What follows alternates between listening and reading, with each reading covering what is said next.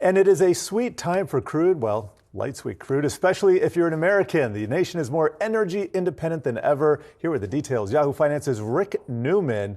What are those details? Consumers might not think this is happening because gasoline prices, they're down from $5 a gallon where they were last summer, but they're not as low as they were before. But when you look at the production data, it's kind of remarkable what's happening in U.S. energy markets. We're going to hit a new record high for crude oil production in the United States this year. We're going to hit a new record high for natural gas production in the United States this year. And when you look at net imports of energy to the United States, we have been actually exporting more energy altogether than we've been importing for the last 12 months or so, and that has never happened before for that long. So if you this concept of energy independence is kind of complicated. It's a bit of a misnomer, but one really good way to measure how dependent we are on foreign energy is our net imports, which are now negative. So we have been selling more energy to the world than we've been taking in from the world for the last year, and that is really good news for this industry, and it's pretty good news for consumers here. And as you say, it's great news. So how does this square then with, what else we're hearing from in terms of rhetoric from the administration? I mean, this really is what you would consider to be a good news story for the U.S. economy, but I don't think you're going to hear anything about it at all from the Biden administration because Biden's biggest priority with regard to energy, of course, is the green energy transition. He signed that big bill to, subsidize green energy last year, the Inflation Reduction Act. And Biden has kind of been trash talking fossil fuels. I mean, as a candidate, he said we want to get rid of fossil fuels.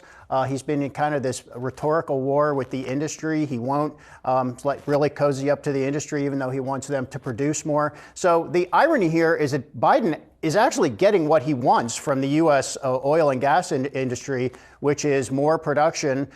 They're producing more because it's in their interest. Prices are high enough for them to make more money. They are making good money. So we're getting more fossil fuels. Keep in mind, there's a lot of turmoil in energy markets because of Russia's invasion of Ukraine.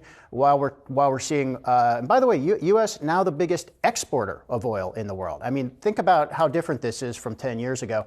But Russian oil is starting to come off the market, so the global supply of oil is not real loose, and China, as we've been talking about, is coming back online after those COVID shutdowns. So energy markets are still kind of tight globally, but the United States is a bigger contributor to world energy markets than it has ever been.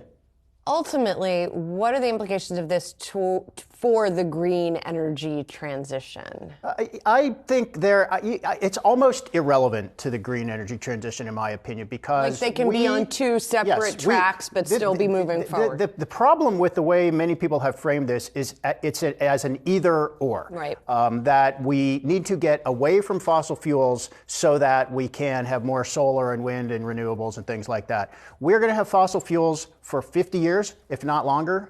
And in fact, natural gas is really the linchpin of the transition to green energy because we need natural gas as the base source of electricity in order to install more renewable. Because when you don't have solar, when you install solar and you're getting your electricity from solar, when you don't have the solar power, when the sun is not shining, what's your backup plan? Right. The backup plan is natural gas. It's called the base load. You have to have a reliable source of energy when the wind doesn't blow and the sun doesn't shine, and that's natural gas. So we're going to have oil and gas for a long time, and we are also going to have more renewables as a percentage, a higher proportion. It's going to keep going up as a portion of where we are getting our electricity, for instance.